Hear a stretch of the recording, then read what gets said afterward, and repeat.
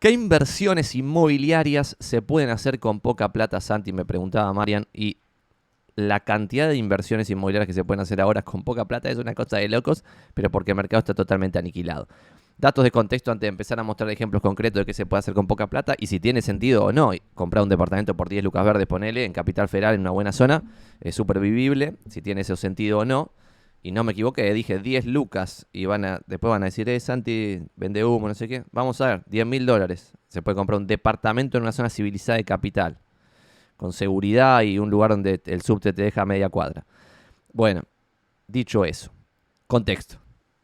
El mercado inmobiliario ha vivido, y lo voy a tratar de ser lo más breve posible para que no se aburran, un bull market, es decir, un mercado de suba de precios, suba de precios, suba de precios, desde el 2002, que terminaba la crisis fulminante después del corralito y el choreo del Estado hacia las personas de clase media normales que tenían una pequeña cajita de ahorros, se la manoteaba el Estado. Bueno, después de esa crisis fulminante, la gente prendiendo fuego a Plaza de Mayo, el Estado matando gente en Plaza de Mayo, después de eso, el 2002 es el inicio del rebote del mercado inmobiliario.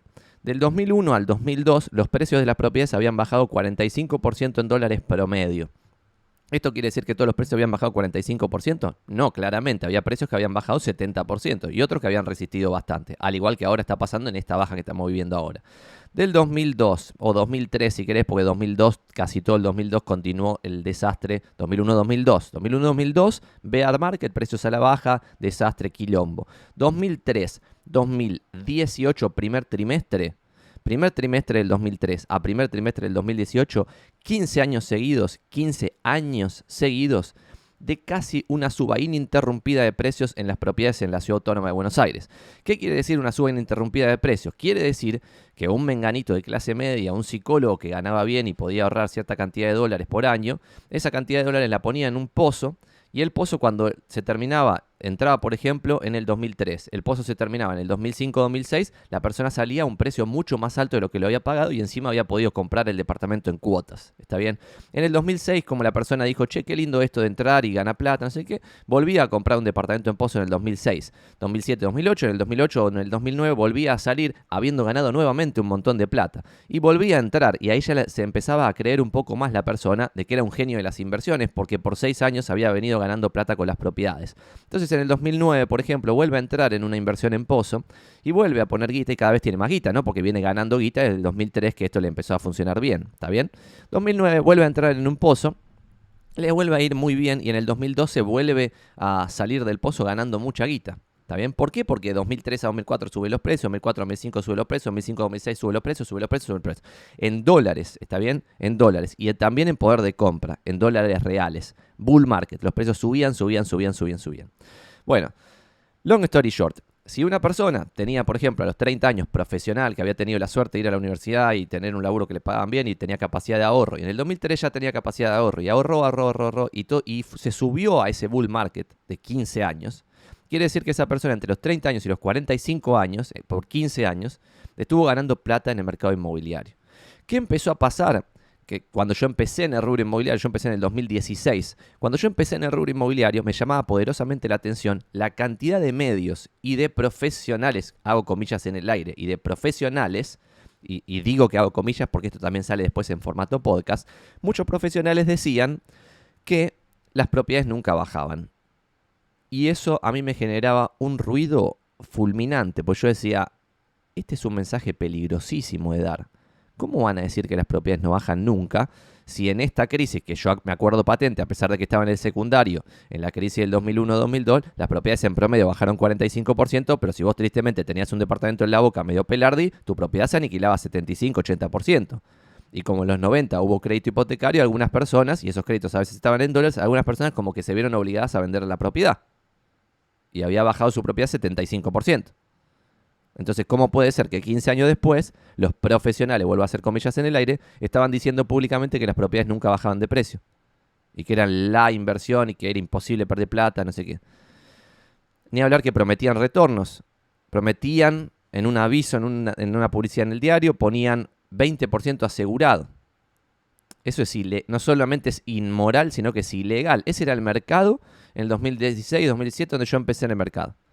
2018, ¿qué pasa? Abril del 2018. Abril del 2018, lo que se sucede es la mega devaluación de cuando Macri era presidente, la primer mega devaluación, que no sé si la recuerdan, pero ahí se hizo mierda el salario de la clase media 50% en un mes o en 2 meses. Y ahí, ¿qué pasa? Se aniquila el poder de compra. No sé si recuerdan, pero primer trimestre del 2018 estaba el boom de los créditos UBA. Yo recién estaba empezando en el rubro, iba 1 año y medio o algo así en el rubro inmobiliario. Entonces ya pude agarrar esa ola de bienestar y locura, que yo siempre la defino como que ponías un POTUS acá en Avenida Pueyrredón y el POTUS te vendía 1 o 2 propiedades al año. Y esto es real. ¿Por qué? Porque vos publicabas una propiedad, por ejemplo, en 200 que valía 180 y como te agarraba el bull market que con el crédito UVA había tomado una nueva aceleración y el gráfico iba más para arriba, o sea, no iba arriba y a la derecha, sino que iba más para arriba que para la derecha, una cosa totalmente de locos. Entonces la propiedad rápidamente valía 200 cuando vos la captabas en 180, entonces no tenías que saber defender un valor de una tasación, podías ir a una captación siendo un medio pelarde y que no sabía defender mucho los argumentos, y sin embargo te podías ir con la autorización de venta firmada por 4 meses en el valor que quería el propietario, porque total como los precios iban al alza, vos esperabas y terminabas vendiéndolo. Es todo muy triste, pero era lo que se daba, ¿está bien? Era lo que se daba en ese momento. ¿Qué sucede? Primera mega devaluación de Macri, la gente gana la mitad, y ahí ¿qué pasa? Empieza a dificultarse el crédito UVA como concepto. Mientras tanto, con la mega devaluación, rebota la inflación de vuelta y vuelve a desbocarse la inflación. No sé si se acuerdan, cuando ganó Macri hizo un plan de 4 años en que en teoría iban a bajar la inflación una vez por año, iba a ir bajando hasta que iba a terminar el gobierno en un dígito de inflación. No sé si se dieron cuenta, ¿no? Pero hoy estamos en 2022 y no hay 2 dígitos de inflación, hay 3 dígitos de inflación. Ya la inflación en Buenos Aires al menos supera ampliamente con comodidad el 100%. Es una locura total. Es nivel Venezuela o Zimbabue y no estoy haciendo un juicio de valor. Estoy haciendo una descripción objetiva de la realidad. Estamos en niveles de inflación de Venezuela o Zimbabue. Ningún otro país. Bolivia está 1.000 millones de pasos adelante de Argentina. Paraguay 1.000 millones de pasos adelante de Argentina. Ni hablar Chile o Uruguay o Brasil. 800 millones de pasos adelante que Argentina. Ese es el contexto macro de por qué están empezando a aparecer estas oportunidades que voy a mostrar en pantalla. Y comparto pantalla para mostrar qué se pasa con poca plata, porque hemos mostrado, perdón que hice toda esta intro de humildes 7 minutos de contexto para mostrar las propiedades, pero hemos visto acá propiedades que estaban 200 lucas, que ahora están 100. ¿Está bien? Estaban 200, ahora están 100, 50% abajo, porque la baja promedio de todo el mercado ya está más o menos en 45% en dólares nominales. Cuando vos le metés la inflación bestial que está habiendo en dólares, porque otro tema interesante, con el COVID se peronizaron un poco los países civilizados del mundo, entonces se emitieron mucha moneda. Al emitir mucha moneda hay inflación que nunca hubo jamás en Europa, por ejemplo, la zona euro. Hay más de 10% anual de inflación en la zona euro. Y va a terminar más o menos siendo 10% en Estados Unidos si no lo logran bajar con la suba de tasas que están haciendo ahora. Hoy está en 8 y pico la inflación estadounidense en dólares. Entonces, 8 y pico anual, se te va, o sea, ese 45 nominal se te agranda a más de la mitad. ¿Está bien? Dicho eso, propiedad de 200 lucas en 100, ya hemos visto más de una oportunidad. Pero lo que acá me piden en la pregunta es que veamos ejemplos, y por eso comparto pantalla y agrando acá un poquito mi cara para que podamos ver estos ejemplos juntos, de estos delirios nivel Dios, de propiedades ridículamente baratas. Y empecemos por esta. Y esto es de locos, ¿eh? Avenida Corrientes al 2300. No sé si se ubican, esto es en el glorioso barrio del 11. Corrientes al 2300 es acá, como vemos acá, entre Pasteur y Ascuénaga. Pasteur es la calle mejor mantenida del barrio del 11, porque como está la AMIA, está toda refaccionada a nuevo. Bueno, esta es una zona civilizada. Tenés la estación de subte en la esquina de tu casa literalmente. Obviamente los edificios no están buenos, pues son todos de oficina, medio pelardis, y algunas no son oficinas, son otras cosas que son un desastre. Bueno, complicado. Avenida Corrientes 2330, ¿está bien? 32 metros cubiertos, y esto, 32 metros cubiertos, $18.000 de lista. $18.000 de lista. Pero ¿cuál es el intríngulis? Que pidiendo este valor, que si yo hago la cuenta es, vamos a hacer la cuenta, $18.000 dividido 32 metros, $562 el metro. Acá alguien que no conoce el mercado de Buenos Aires puede decir, che, Santi, qué barato, espectacular, sobre una avenida con buena luz, con vista a la calle, no sé qué, bla, bla, $500 el metro. No, menos. ¿Por qué? Porque esta propiedad está publicada hace más de un año, como ven acá, publicada hace más de un año, con solo 42 visitas en los últimos 30 días. No sé si recuerdan, pero he compartido alguna vez que cuando una propiedad tiene menos de 10 visualizaciones por día, o sea, menos de 300, estamos en 42, ridículamente lejos, si tiene menos de 300 estás en la lotería de la venta. Es decir, que puede no venderse la propiedad. Vos tenés que tener más de 10 visualizaciones por día para que veas que el aviso tiene demanda verdadera y que probablemente se reserve. Nosotros después ahí hemos hablado de eso, pero es para otro video. Bueno, $500 el metro no lo vale, vale menos. Esto es una locura, 32 metros cubiertos. Vamos a otros ejemplos. Avenida Corrientes, también en la misma cuadra. Un edificio, como dije, un edificio medio pelarde en una zona súper civilizada. 31 metros, $19.000. Parecido al anterior. Otro ejemplo, la misma cuadra, Avenida Corrientes al 2300. 32 metros, 20 lucas de lista. Y miren el departamento. Tiene aire acondicionado. Es de locos. Otro ejemplo. 30 metros, Avenida Corrientes 2300, $24.800. De locos. Otro ejemplo, y este es el más alocado, Avenida Corrientes 2300, agarré una cuadra como ejemplo, pero se pueden fijar otras cosas ustedes. Pero en el 11 y en el microcentro están empezando a ver estas cosas delirantes. 25 metros cubiertos, $11.500. Este, que lo dejé para el final, es el único que quiere vender de verdad en esta cuadra. ¿Está bien? Pero hagamos la cuenta, porque esto es una locura. 11.500 de lista, que no se lo venden a nadie, está bien, pues ya lo mostramos. De lista. 11.500 dividido 25 te da 460 el metro. Pero no se lo venden a nadie, lo acabo de decir. Por lo tanto, vale mucho menos. Si fuese una propiedad normal, se cerraría con negociación promedio del 10%, a 4.14. Pero no se lo venden a nadie.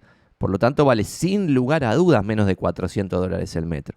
Entonces acá, la pregunta siguiente es, che, Santi, pero bueno, yo compro estas oficinas, me compro 10 oficinas en el 11, a 10 lucas cada una, cada oficina tiene 30 y pico de metros, ¿y qué hago con eso? ¿Qué sé yo lo que haces? ¿Por qué vale esto pero tan barato? Porque la renta es negativa. Si vos querés ocupar estas oficinas, muy probablemente las tengas que alquilar a un monto tan bajo que no te llega a cubrir los gastos de tener la propiedad. ¿Cuáles son los gastos de tener la propiedad?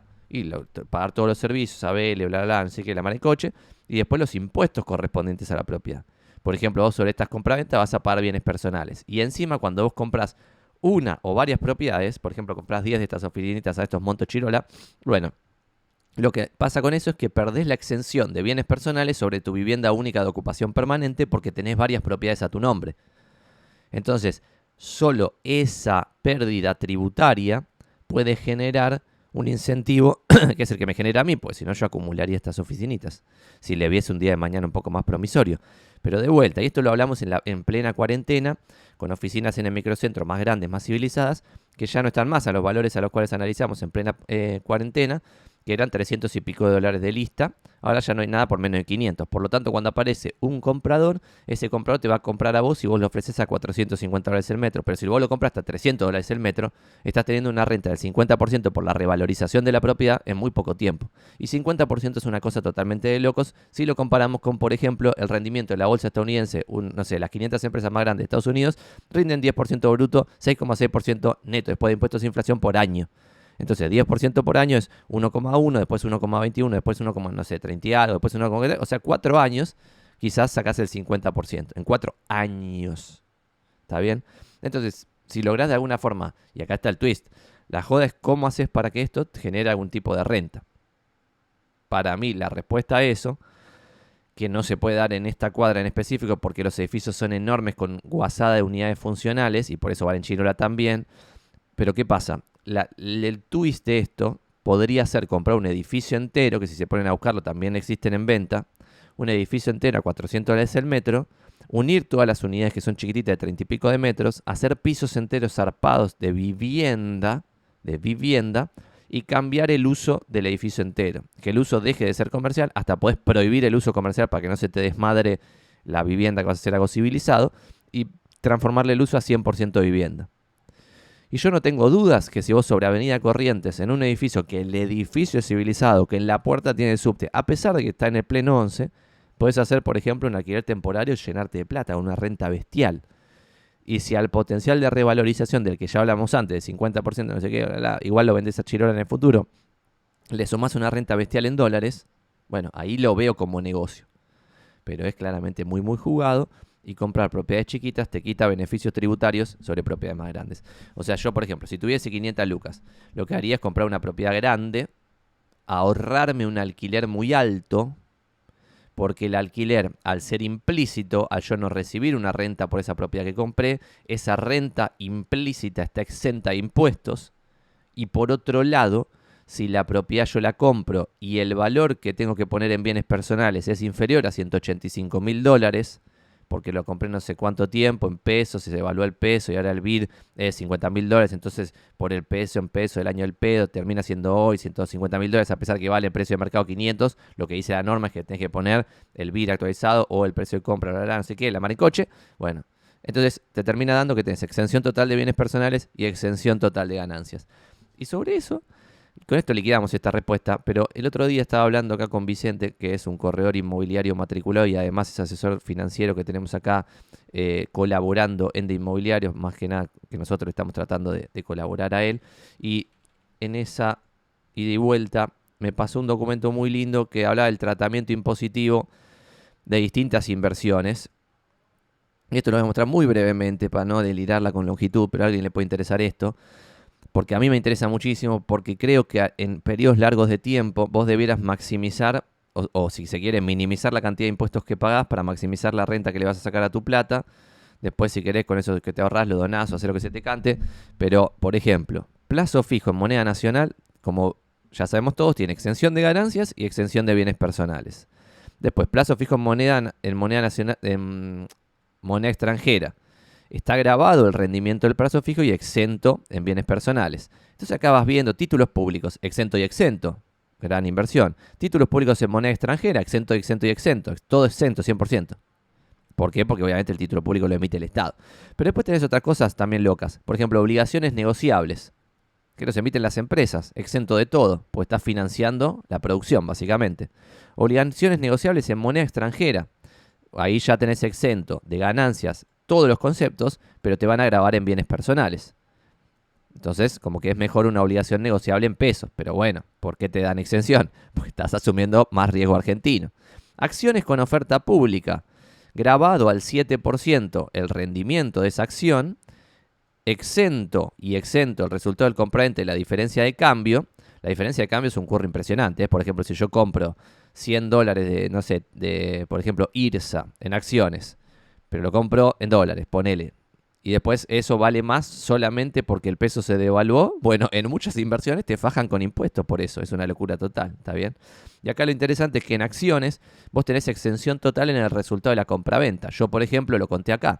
Compré acciones de YPF. Las vendí más de 100% arriba, exento por completo ese resultado de la compraventa. Fiesta loca. Y si bienes personales termino el 31 de diciembre con esa plata que vendí PF en un bono argentino, por ejemplo AL30, tengo exención total de bienes personales. Entonces tuve exención total de ganancias y de bienes personales y eso es un montón de plata, porque fíjense acá que acciones sin oferta pública están grabadas al 7% del rendimiento. Si vos sos accionista de una empresa y esa empresa distribuye dividendos, te fajan al 7% a pesar de que ya fajaron a la empresa con 30% de ganancias. Y otra batabola de impuestos como 21% de IVA, en el caso de los inmobiliarios 5,5% de ingresos brutos y después encima 7% de los dividendos. Y otra cosa loca, el resultado de la compraventa de una acción que no cotice está grabado al 15%. Y esto es en pesos actualizados. ¿Está bien? No en dólares. Y después bienes personales, bueno, tributa a la sociedad, o sea que no. ADRs, y acá es interesante la diferencia entre ADRs y inversiones en el exterior que están más abajo, de cómo están grabadas. Pero vamos a ir más abajo, CDRs y acciones en el exterior, que esto me interesa. Con esto liquidamos esta pregunta. Acciones en el exterior. Ganancias grabados según escala, te revientan acá la cabeza. Y después el resultado de la compraventa grabado al 15%, cuando son acciones en el exterior. Y además en bienes personales está grabado al 100%. Y cuando ustedes googlean alícuota bienes personales 2022, bienes en el exterior, estén preparados para el desmadre total de esta alícuota.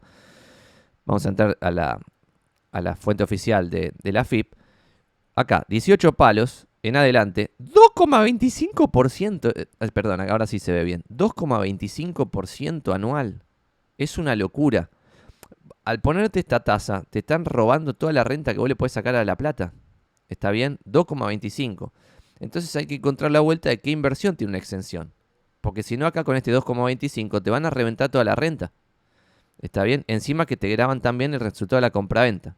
Una cosa de locos. Y encima otra cosa, las acciones en el exterior, por ejemplo, no sé, yo si tengo una cuenta, además te graba el Estado Yankee 30% sobre los dividendos. Entonces la cantidad de impuestos que vas a pagar sobre esas acciones es bestial. Y ahí el tema es, che, guarda, porque si un bono argentino comprado a Chirola como está ahora, que ya lo hemos hablado, se puede perder mucha plata en bonos, no hagan lo que yo digo, esto no es un consejo de inversión, investiguen, sean civilizados e inteligentes. Bueno, dicho todo eso, las acciones en el exterior van a estar grabado 15% el resultado de la compra-venta. Me van a fajar 2 y pico por ciento de bienes personales por año y después me graban el resultado también de la empresa, el dividendo, allá y acá. Si es que acá es más alto que lo que me cobrarían allá. Pero allá ya te retienen el 30. Y ese 30 vos lo podés tomar acá como parte del impuesto porque hay acuerdos para que no te fajen 2 veces sobre lo mismo. Sin embargo, y acá entra lo interesante del último punto que quería hablar sobre esto, los CDRs que tienen riesgo argentino, porque son títulos que representan acciones, pero que cotizan acá y en pesos. Entonces, atención, si un día un delirado en la Cámara de Diputados que no entiende nada de incentivos, que son el 98% de los miembros de la Cámara de Diputados, pone un impuesto zarpado sobre los CDRs o te dice que no los puedes dolarizar o lo que fuese, o te pone un tope a lo que se puede transar, algún delirio místico, bueno, a pesar de que vas a tener exención acá de ganancias sobre la compraventa del CDR, vas a perder en ese riesgo argentino que estás asumiendo. Pero lo interesante es eso, que una acción está grabada al 15% del resultado de la compraventa en Estados Unidos, pero está exento el resultado de la compraventa en Argentina.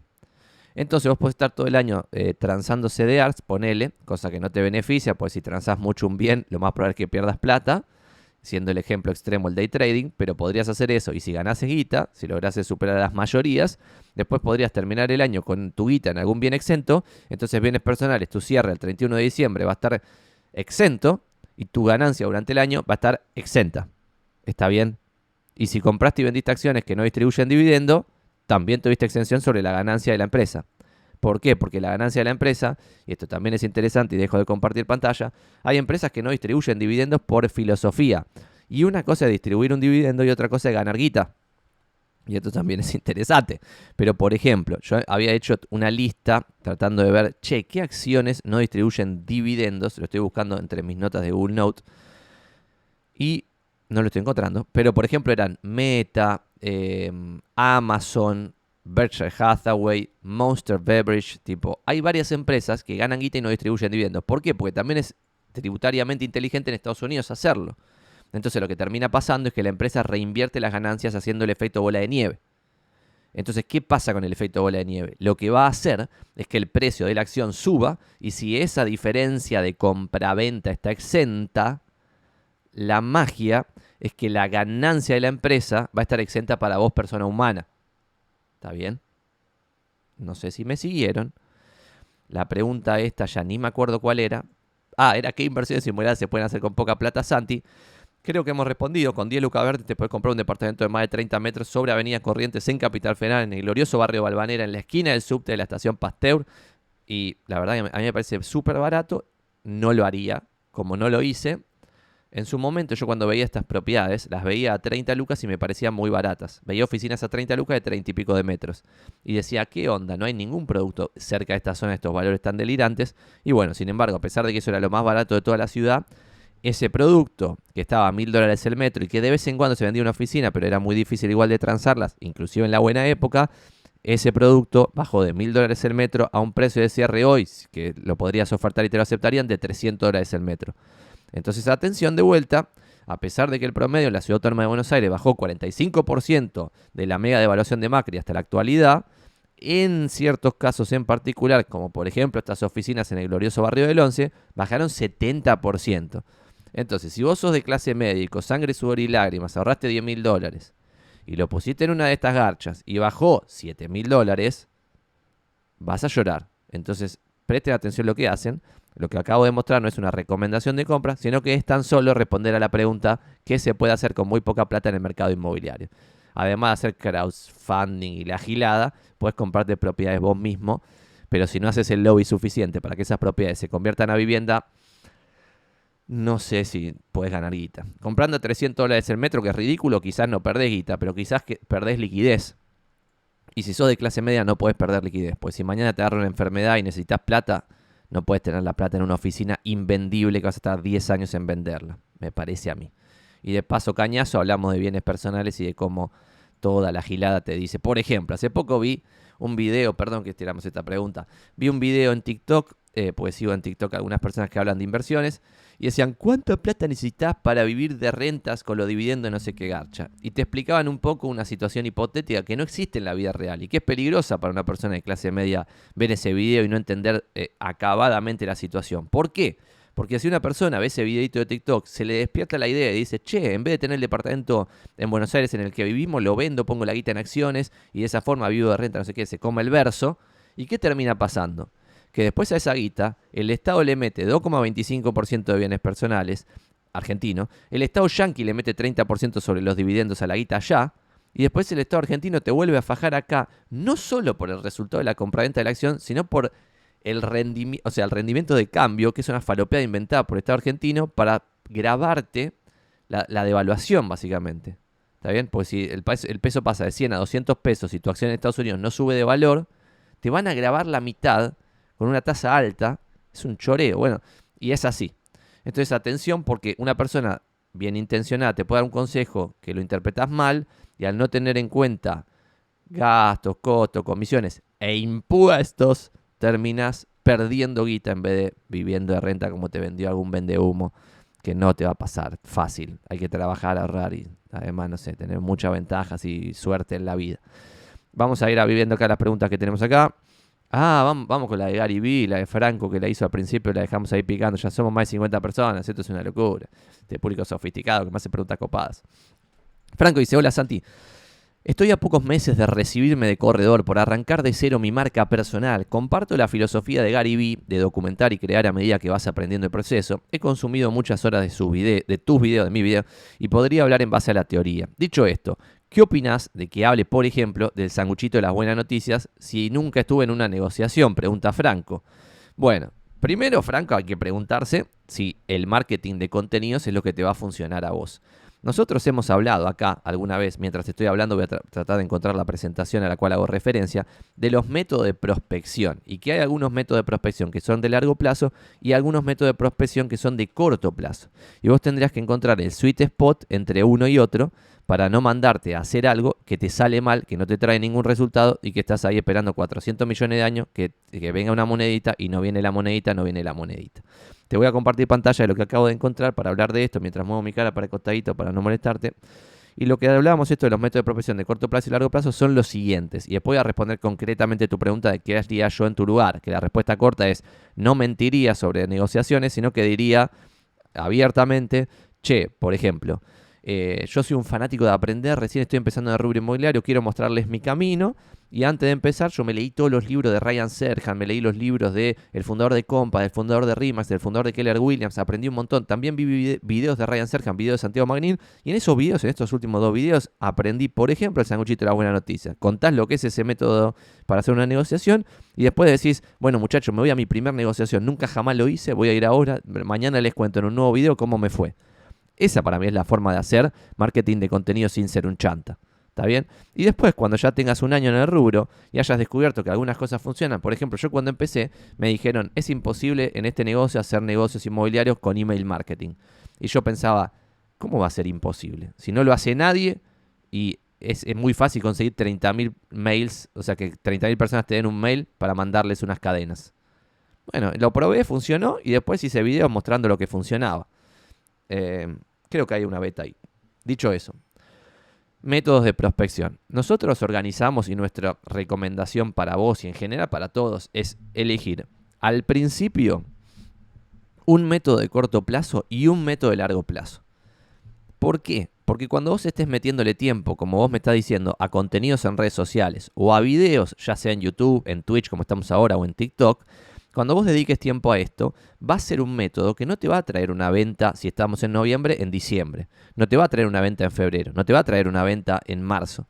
Te va a traer una venta en noviembre del 2023 si tenés suerte, talento y haces la cosa bien y tenés compromiso. Ya ese combo es casi imposible. ¿Está bien? Entonces, esto es largo plazo. Nosotros, por ejemplo, tenemos adherida a la red de inmobiliarios, a la inmobiliaria Marcela Genta, hace muy bien TikTok. Tenemos adherido a Santiago Magnin, que soy yo, y que creo que hago lo suficientemente bien como para que me traiga negocios, Twitch y YouTube. Después en redes sociales tenemos algunas inmobiliarias que hacen las cosas bien. Alguna otra inmobiliaria, por ejemplo, no sé, Pesa Propiedades, tiene muy bien posicionado su Google Mi Negocio, entonces le llegan tasaciones también por Google Mi Negocio. Email marketing. Ahora yo ya no lo hago más, pero al principio inicié mi negocio haciendo email marketing. También era de largo plazo, más o menos, pero ¿por qué? ¿Por qué tiene que ser email marketing de largo plazo? Porque los emails que no funcionan son los emails de dame una tasación o comprame esta propiedad o tengo esta propiedad en Caballito que te va a interesar. Eso a nadie le importa. Es un spam nefasto, se te va a suscribir gente a lo loco. Cuando pase eso, tu mail va a ser categorizado como spammer y va a seguir siempre a la casilla de spam, que inclusive esto nos está pasando ahora a nosotros después de muchos años de hacerlo, porque hicimos un par de cosas mal y ya nos empiezan a pasar cosas malas. Bueno, todo esto es largo plazo. Y lo voy a leer un poco cuáles son los de largo plazo. Un método de prospección, prensa. Contratar un periodista y hacer prensa. 2, eventos. 3, sponsoreo de eventos de otros. 4, merchandising. 5, email marketing. 6, Google Mi Negocio. 7, contenido en redes sociales, sea cual sea. Instagram, Facebook, LinkedIn, Twitter, lo que fuese. 8, videos. Ya sea en YouTube, Twitch o TikTok, que son las plataformas que hoy se usan, pero mañana podrían ser otras. Y si vos vas generando el contenido, vas a tener después el contenido para poblar una nueva plataforma. Si yo me bajo el contenido que tengo en YouTube, tengo más de 2000 videos en YouTube ya. Por lo tanto, si mañana YouTube no existe más y existe SarasaTube, cargo los 2500 videos de a 10 por día en SarasaTube y me posiciono rápidamente porque tengo el contenido. Y 9, publicidad tradicional, que esa publicidad tradicional puede ser en radios, diarios, TV o revistas. ¿Está bien? Esto es largo plazo. Tendrías que hacerlo desde el día 1, pero enfocado a que los resultados lleguen un año después. ¿Qué pasa? Eso debiera estar complementado con algo que rápidamente te traiga negocios, porque si no, no vas a llegar a sobrevivir. Si sos de clase media, no vas a llegar a sobrevivir los meses que no ganas nada y que estás poniendo plata. Y por otro lado, si no tenés una necesidad económica, no vas a sobrevivir el proceso de estar 9 meses sin vender. Emocionalmente, digo, psicológicamente no lo vas a lograr sobrepasar. Entonces, en esos métodos de corto plazo, nosotros destacamos, a modo de resumen, vos podrías hacer otros, pero estos son los métodos más comunes. Farming geográfico, el número 1, masivo a través de folletos o cartas. Agarrás un barrio y decís, voy a farmear este barrio, esta zonita de Núñez. ¿Cómo la voy a farmear? Con una carta por mes, un folleto por bimestre y no sé qué bla. ¿Está bien? Corto plazo. Te pueden llegar tasaciones en la primera carta. Segundo, farming geográfico personalizado a través de timbreo, un método muy yankee, que acá yo creo que es más difícil, pero acá ha habido gente que lo está haciendo y le funciona. Agarrar esa zona de Núñez y tocar el timbre a cada uno, una cosa que a mí me parece increíble, pero ha funcionado. Número 3, publicidad online. Te va a traer tasaciones al toque, Google AdWords, Facebook Ads, hacer publicidad en Instagram, en Facebook, bla, bla, bla. Número 4, perdón, ahora esta sí la cuarta, participación en foros como Facebook Marketplace. Pero de forma sistemática y constantemente. No hacerlo 2 veces que lo hace en 2 minutos una persona de 14 años. Como un trabajo, todos los días 4 horas, mínimo. 5, plan sistemático de contacto. Hacer una base de relaciones de toda la gente que conoce de cualquier cosa y armar un plan sistemático para tener una relación con esas 155 personas. 6, contactos congelados. Si vos recién empezás, no vas a tener contactos que te hayan preguntado por una propiedad. Pero sin embargo, podés hablar con algún compañero, decirle, che, ¿vos cuántos contactos tenés que te hayan contactado para una propiedad alguna vez en la vida? Y tengo acá 2000 contactos. Listo, con 2000 tenés para 2 meses de laburo todos los días 9 horas. Y dale con los contactos congelados y te van a llegar cosas de corto plazo. 6, 7, no sé por cuál vamos. Farming demográfico. En vez de farmear un barriecito, un Núñez, una zona X, farmeás a los abogados que están en el colegio de abogados. A los contadores que están en la comisión de no sé qué, de consejos de económicas. O quien sea. ¿Está bien? Y te convertís en el contador inmobiliario, en el abogado inmobiliario, en el arquitecto inmobiliario, lo que fuese. Anteúltima, dueño vende, un método de prospección muy triste que mucha gente lo hace funcionar, pero hay que tener la coraza muy dura. Y la última, alianzas. Alianzas puede ser, te juntás con un administrador de consorcios, haces algún acuerdo para que cuando alguien le pregunte por vender te recomiende a vos, con algún abogado que hace sucesiones o algo así. Y esos son métodos de corto plazo. Pero ese método de corto plazo debiera ir complementado con el método de largo plazo. Entonces, respondiendo a tu pregunta, amigo Franco, hacete la de Gary Vee, de la cual sos fanático, pero no pierdas la visión de que mientras haces la de Gary Vee, tenés que estar haciendo un método de prospección de corto plazo. Porque si solamente haces ese marketing de contenidos, quizás Haces un mes, haces 2 meses, haces 3 meses y en el cuarto mes te deprimís porque no estás vendiendo nada y en realidad estabas haciendo las cosas bien, solo que es un método de muy largo plazo. Y para poder ilustrar esto del largo plazo y para poder también mostrarte cómo podés ver vos esto de cómo le va el método de largo plazo en distintas personas, voy a mostrar, por ejemplo, el Social Blade, que es una herramienta que mide cómo le va a un canal de YouTube, por ejemplo, el mío, vamos de ejemplo, pero podés ver cualquiera. Y vuelvo a poner mi cara acá para compartirte esta pantalla.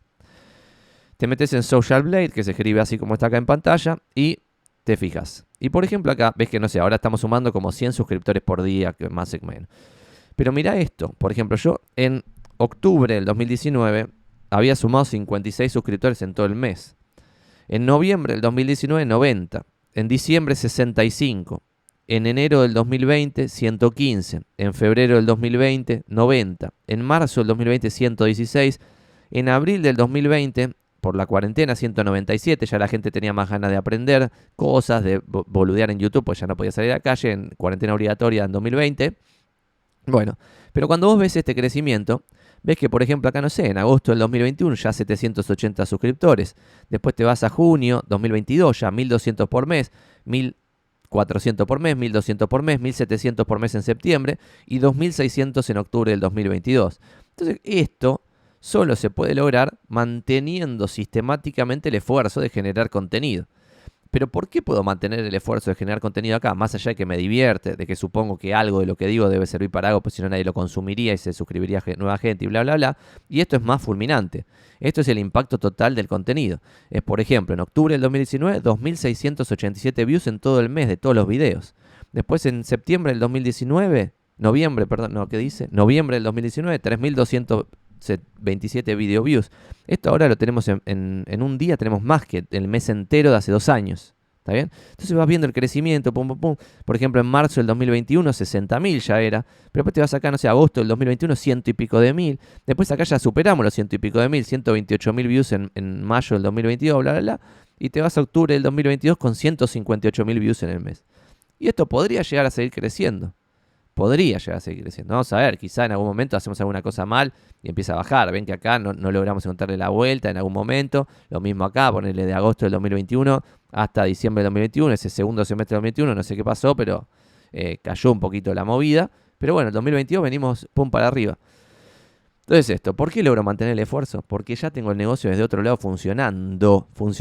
Si yo tuviera que haber mantenido esto sin tener un negocio funcionando, quizá no lo hubiera logrado.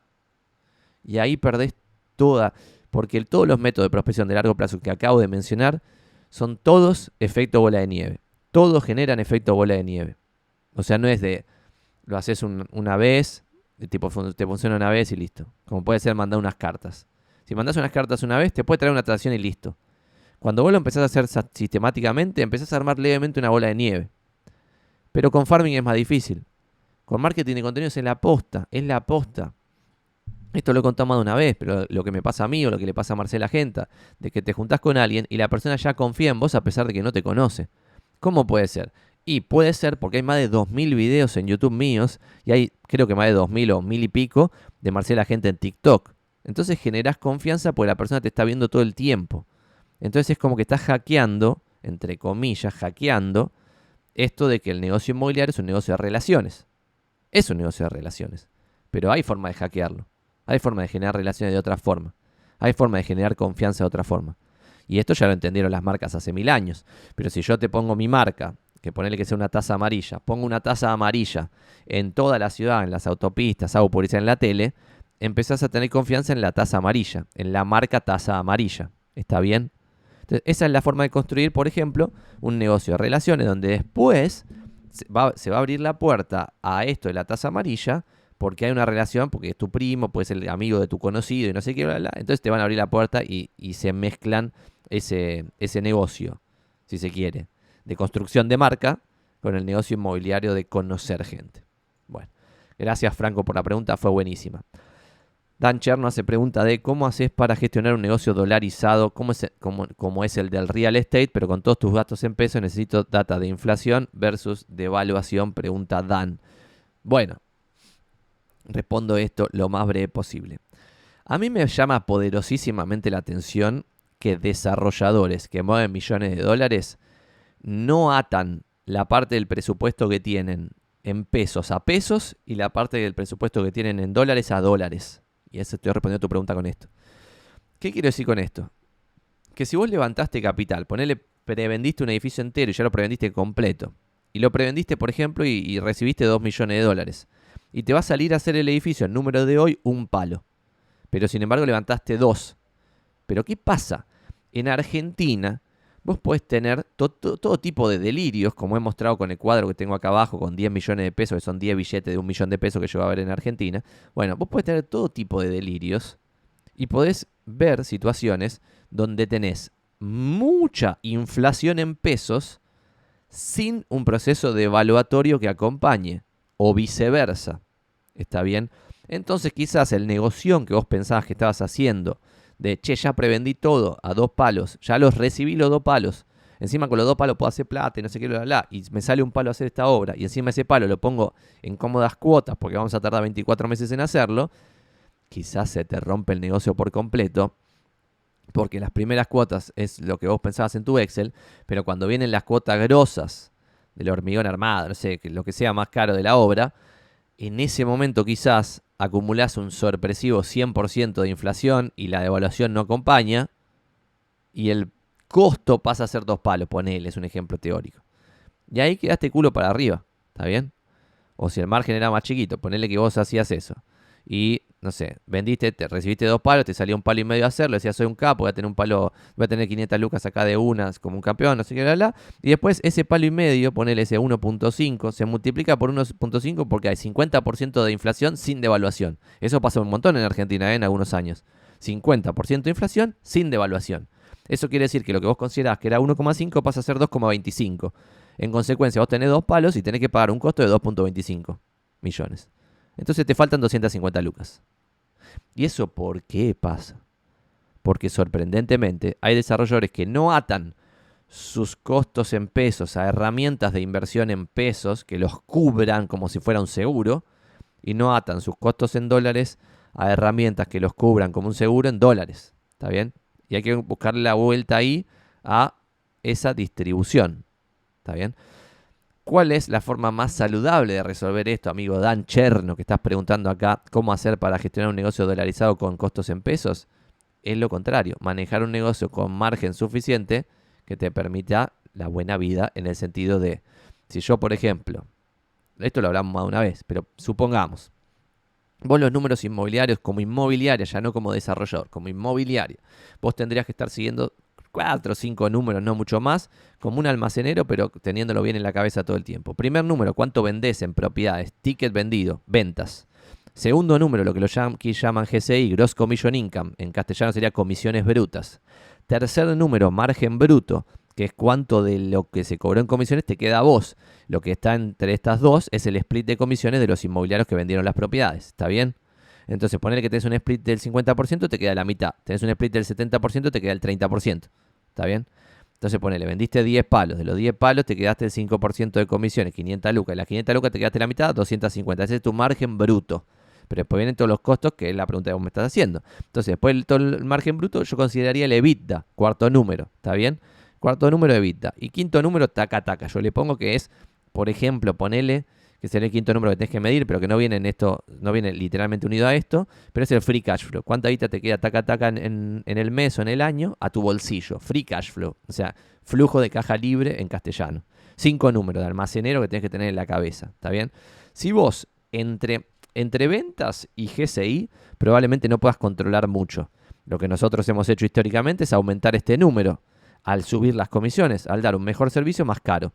Bueno, GCI. Después el GCI al margen bruto, más o menos te lo va a setear en mercado. Si vos tenés una propuesta mucho mejor que el mercado, podrías tener un split menos favorable para los inmobiliarios, pues tenés una propuesta mejor para los inmobiliarios. Pero en general lo que va a tender es que a tu split sea el mejor posible, porque es un ambiente muy competitivo para las redes inmobiliarias. Entonces vas a estar en, no sé, 30% para vos, un split del 70% o lo que fuese, algo así, 50-50% o 70-30 o 60-40, lo que hacen todos, pero algo ahí vas a estar. Entonces la magia entra entre el margen bruto y el EBITDA. Acá vos tendrías que tener un EBITDA sobre margen bruto de un porcentaje alto que te cubra esto que vos estás planteando acá. Si este porcentaje entre margen bruto y EBITDA es del 10%, por ejemplo, tu EBITDA es el 10% del margen bruto, ahí estás al horno. Hay un poquito de evaluación, una paritaria y quedas culo para arriba.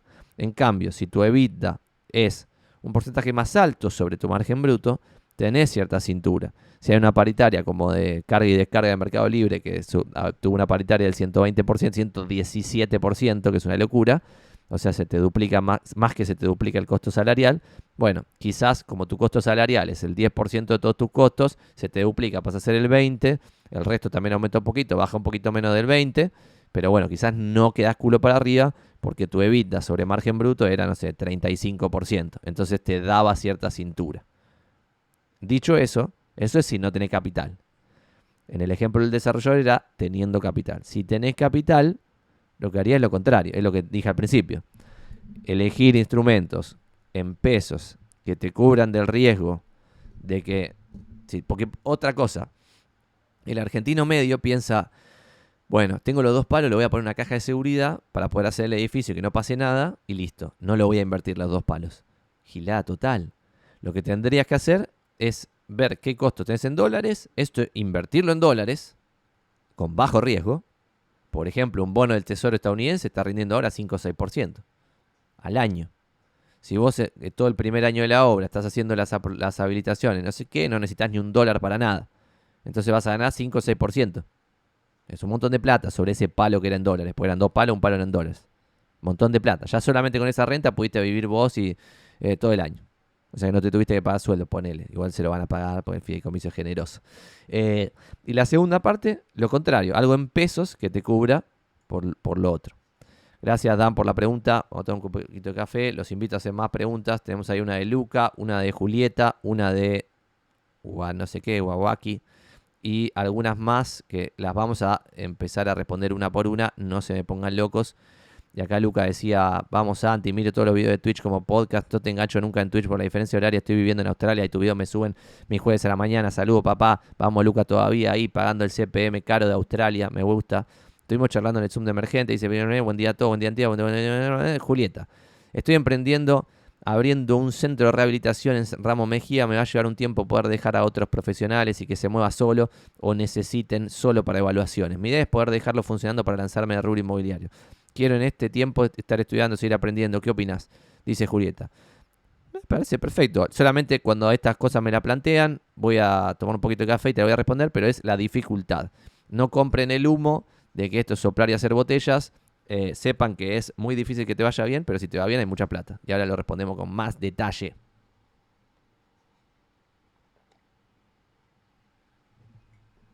Julieta, esto ya es un iced coffee. Julieta. Bueno, esto de estás emprendiendo un negocio, un centro de rehabilitación y después querés meterte en el rubro inmobiliario, me parece perfecto. Atención con lo siguiente, esto no te lo suelen contar, te venden el humo de que esto es soplar y hacer botellas. En la Ciudad Autónoma de Buenos Aires hay 33.000 personas que trabajan de inmobiliario en sus diversas formas, es decir, en corredor inmobiliario matriculado, empleados de inmobiliarias tradicionales, agentes de las franquicias, consultores de no sé qué, bla, de distintas formas, 33.000 personas trabajan de esto. Y en la Ciudad Autónoma de Buenos Aires, mismo distrito, hay 3.000 y pico de ventas por mes. En el último cuatrimestre, fue el primer cuatrimestre desde el 2018, que por primera vez hubo más de 3.000 ventas por mes 4 meses seguidos. Antes había menos, 2.000 y pico por mes. 3.000 y pico de ventas por mes, suponete 3.300 siendo muy generoso, 3.300 ventas por mes entre 33.000 personas, quiere decir que en un mes, 1 de 10 inmobiliarios vende una propiedad, si supusiéramos que los inmobiliarios que venden tan solo una por mes, lo cual tampoco es así, porque vos tenés inmobiliarios que son top producers, que venden quizás 2 propiedades por mes. Entonces si vos esas 3.300 ventas las tenés con algunos inmobiliarios que venden 2 por mes, ya te da, no sé cuál es el número, pero que sin lugar a dudas, menos de 3.000 inmobiliarios vendieron una propiedad ese mes. Vos, sin vender una propiedad por mes, ¿podés vivir del rubro inmobiliario? Obvio que podés vivir. Vendiendo una propiedad cada 3 meses, podés vivir muy bien del rubro inmobiliario. Quizá ganando, no sé, un monto significativo por mes. Pero no va a ser un negoción. Negoción empieza cuando estás vendiendo una propiedad por mes o más, que se recontra hiperpaga tu tiempo y empezás a ganar guita de verdad.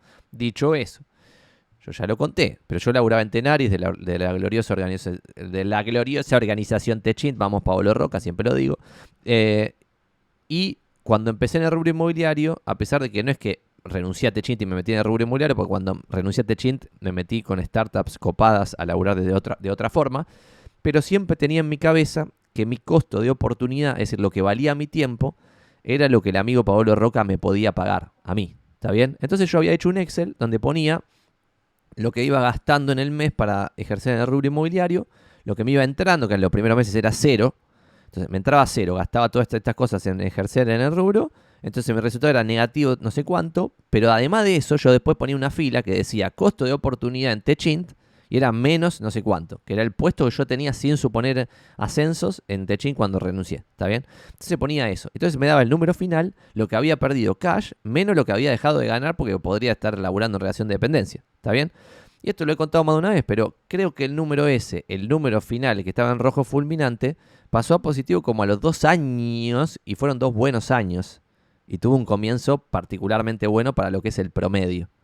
Entonces tuve 2 años ganando menos de lo que podría haber ganado, a pesar de que me fue muy bien. Y esto es lo que hay que tener en cuenta. Porque otra cosa, también vi en el rubro empezar gente que le iba muy bien, pero que no tuvo, si se quiere, la fuerza de voluntad, la paciencia o lo que sea, para esperar que se dé vuelta la rueda, que la rueda empiece a girar posta, y que empiecen a ganar más de lo que ganaban antes, y que terminaron volviendo a rubros chotos. Porque habiéndote dicho eso que dije recién, Julieta, lo que quisiera agregar ahora es que es el mejor rubro que existe. O sea, no existe un mejor rubro que este.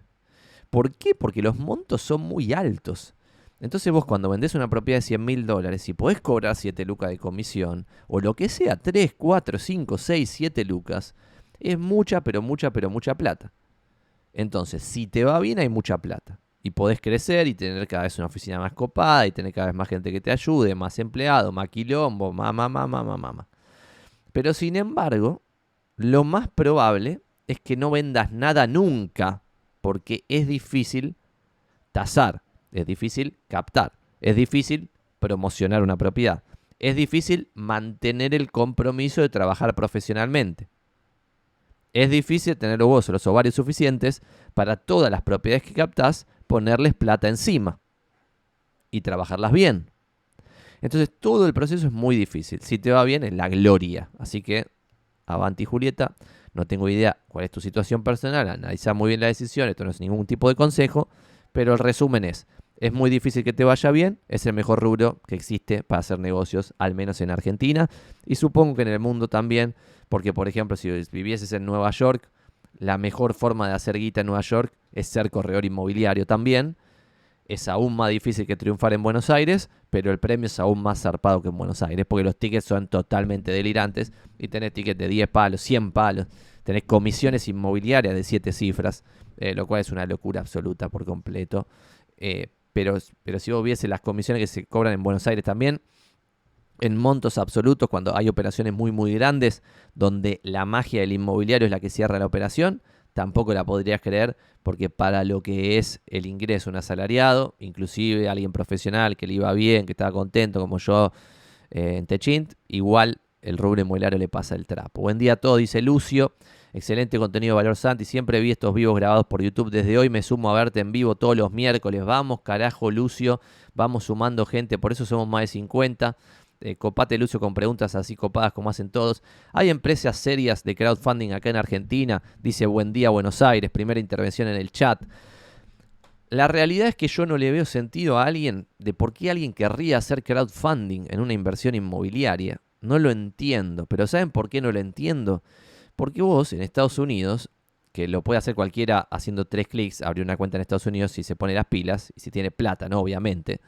Bueno, dicho eso, tenés herramientas que por ejemplo se llaman REITs, que es R-E-I-T, Real Estate Investment Trust, que son empresas que laburan la empresa misma de gestionar propiedades.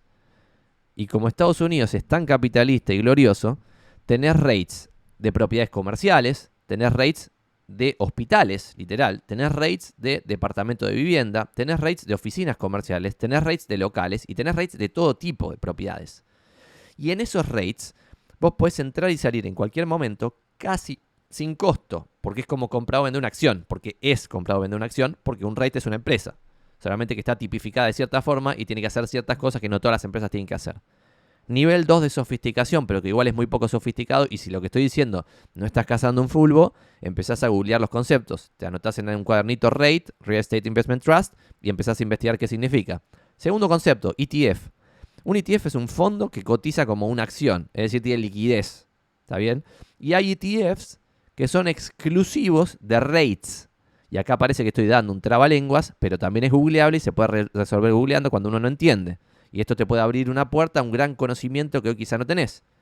Cuando vos empezás a ver cómo funciona un ETF de REITs, te empezás a preguntar, ¿por qué existe la industria entera del crowdfunding si no tiene sentido racional que exista la industria entera?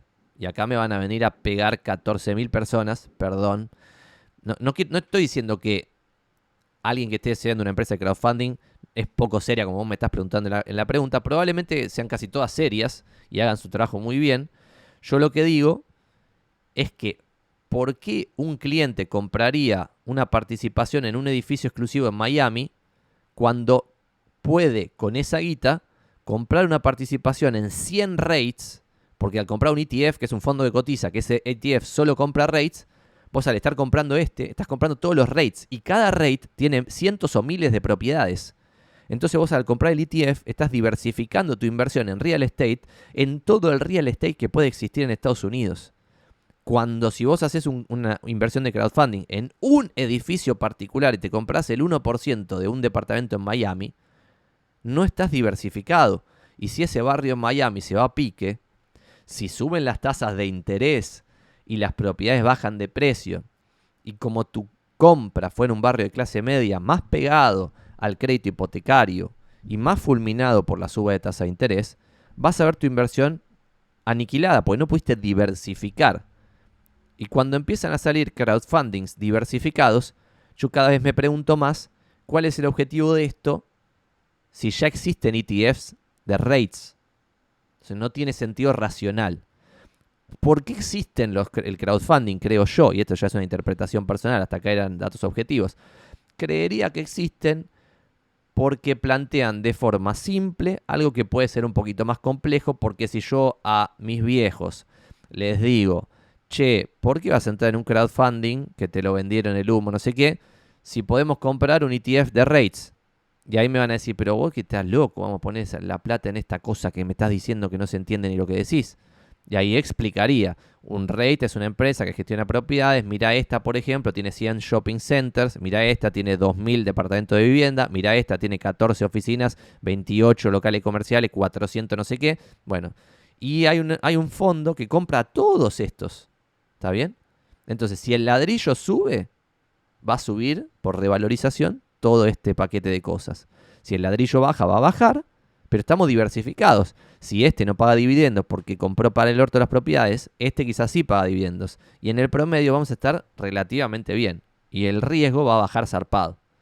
Y encima, lo hacen, este fondo está hecho por una empresa ridículamente seria, ridículamente gigante, cuya probabilidad de que vaya underwater, tipo que quiebre, es ridículamente baja. Y encima, el Estado Yankee te garantiza cierta guita si, por ejemplo, no sé, el broker en el cual vos pusiste guita quiebra. Entonces el riesgo es ridículamente bajo. A diferencia de eso, una empresa de crowdfunding puede quebrar así, aunque tenga buena fe. Un edificio en particular puede salir de proyecto así, en una milésima de segundo, totalmente mal. Hay proyectos muy interesantes, muy buenos en San Telmo, que la legislatura les aprobó el proyecto, que levantaron 4 losas, que hicieron una inversión multimillonaria, y después la misma legislatura dijo, no, ¿sabe qué? Está prohibido este edificio. Y todos los inversores quedaron de, nos vimos en Disney, listo. Eso no puede pasar habiendo comprado un ETF de REITs. Entonces, esto estaría bueno también hacer un debate, como he hecho en algún momento con el fundador de una empresa de cripto, no sé qué, para transar cripto, que tuvimos un debate hablando de cripto sí o ladrillo, que ya me habían puesto tipo el ladrillosaurio, como tipo el dinosaurio de los ladrillos. Ese debate con el tiempo cada vez se va a ver más como, che, loco, era evidente que este debate ganó Santi dando argumentos racionales frente a un argumento de fe. Esto es así. Entonces, esto creo que va a pasar también con estas cosas. Como entiendo que el valor que agregan es simplificar procesos complejos, pero no debiera ser una industria gigantesca, porque no tiene tanto sentido que exista gigantesca. Porque lo mejor sería que exista una plataforma de educación que le explique a Doña Rosa que es mucho menos riesgoso, más seguro, más barato, con menos gastos, invertir en un ETF de rates. Es un ejemplo. Y todo lo que acabo de decir no es un consejo de inversión. Investiguen, hagan las cosas como la gente. Si quieren poner la guita en un crowdfunding, pónganla, está todo bien. Vamos a ver esto de Ramo Mejía, BPP, buenos días, estuvimos charlando, lulululu. Bueno, excelente contenido de valor siempre, crowdfunding, esto ya lo respondimos. Desconozco de TikTok y Twitch, me recomendó el vivo, terrible contenido, dice Lucky de, vamos carajo, la primera intervención en el chat, me vuelvo loco. Tratamos de agregar valor, no les pido nada a cambio, ojalá que sirva. Sebas dice, Santi, ¿cómo andás? ¿Crees que son importantes los abogados en el rubro inmobiliario? Respuesta corta, importantísimos. Y claramente hay un diferencial en un abogado en el rubro inmobiliario, porque desde lo jurídico puede marcar una diferencia, como el contador desde lo contable puede marcar una diferencia de lo tributario, como por ejemplo el arquitecto puede marcar una diferencia desde su visión particular del mundo del ladrillo. Hay un montón de profesiones que son complementarias al corretaje inmobiliario y lo que digo siempre es casi como lo contrario a lo que me está diciendo acá, que es, si es útil, obvio que es útil y es importante, pero no solo eso, es el negocio inmobiliario es tan generoso que creería que en el largo plazo, pero igual hay que ver porque la vida no es, en la vida no obtenés lo que mereces sino lo que negociás y a veces la vida es injusta, pero en el largo plazo creería que el mercado inmobiliario, dada la generosidad de ingresos que le puede proveer al que le va bien, debería tender a la profesionalización, pero ya no entendida como corredores inmobiliarios que sean profesionales en su quehacer, sino entendida como profesionales, que la palabra profesional viene de hacer una carrera de 5 o 6 años que te dé un título de una profesión. Corredor inmobiliario es una tecnicatura, y si mañana la convierte en una profesión, para mí sería una cosa totalmente ladri, porque no hay forma de llenar 5 o 6 años con contenido de corretaje inmobiliario, a pesar de que acá hicimos más de 2.000 videos. ¿Por qué hicimos más de 2.000 videos? Porque hablamos de otros temas, Por ejemplo, hablamos de inversión, de qué hacer cuando a un inmobiliario le va bien y tiene plata, no sabe qué hacer, bueno, bla. Entonces lo que creo que debiera pasar es la profesionalización del rubro, entendida como que el rubro esté encarado por abogados, por arquitectos, por contadores, por licenciados en administración, por psicólogos, por gente experta en distintos campos, donde cada uno ejerza el corretaje con un diferencial. Entonces, para un tipo de cliente, el mejor inmobiliario va a ser el inmobiliario psicólogo. Para otro tipo de cliente, el mejor inmobiliario va a ser el inmobiliario abogado. Para otro tipo de cliente, el mejor inmobiliario va a ser el inmobiliario licenciado en administración. Para otro tipo de cliente va a ser el inmobiliario, que también es experto en inversiones. Entonces ahí empezás a tener un mercado verdaderamente profesional, donde cada uno convive con sus competidores, pero con diferenciales. Cuando vos ves el mercado estadounidense, ves que, por ejemplo, RE/MAX tiene un diferencial, Keller Williams tiene un diferencial, Compass tiene un diferencial, Redfin tiene un diferencial, no sé, cada inmobiliaria, Opendoor, por ejemplo, tiene un diferencial. Entonces, cada modelo de negocios tiene una forma diferente de operar que le da algo de diferenciación, que también pasa en parte, a pesar de que es muy difícil en el corretaje inmobiliario hacerlo, de este concepto del amigo que lo tengo acá, el amigo Warren Buffett, acá en el libro amarillo, de esto de ¿qué es diferenciación? Diferenciación es construir una barrera de entrada a tu negocio. Entendido tu negocio como un castillito, que lo armaste bien, pusiste ladrillo sobre ladrillo, armaste un gran castillo, y alrededor del castillo haces una fosa tremenda. El objetivo de esa fosa es cada vez hacerla más profunda, cada vez tirarle más cocodrilos a la fosa, cada vez tirarle más tiburones a la fosa. Entonces vas a tener una fosa que es muy difícil que un competidor entre y te destruya el castillito. Pero de vuelta, esto puede ser con varios castillitos. Y el castillito de la inmobiliaria 1 puede estar basado en lo jurídico, como me estás planteando la pregunta. El castillito de la inmobiliaria 2 puede estar basado en la psicología. El castillito de la inmobiliaria 3 puede estar basado en las inversiones. ¿Y qué pasa ahí? Por ejemplo, acá ahora está lanzándose una inmobiliaria nueva que está derivada de inmobiliarios, los ingenieros inmobiliarios. que en principio son 3 ingenieros inmobiliarios. Bueno, ahí ya tenés un diferencial que puedes vender al mercado. Y algo interesante que te puede hacer quizás proteger el castillito de la propuesta de valor, que serían los ladrillitos. ¿Está bien? Te creo que respondimos por ese lado. Debiera tender el mercado a eso, pero quién sabe, quizás no tiende a eso y seguimos así como estamos por muchísimas décadas. Todo puede pasar. Jero dice, muy buena sugerencia hacer un mix de tácticas de largo y de corto plazo. Sí, y más que de tácticas diferentes es de una sola por método. ¿Por qué, Jero? Porque si no, no se puede hacer.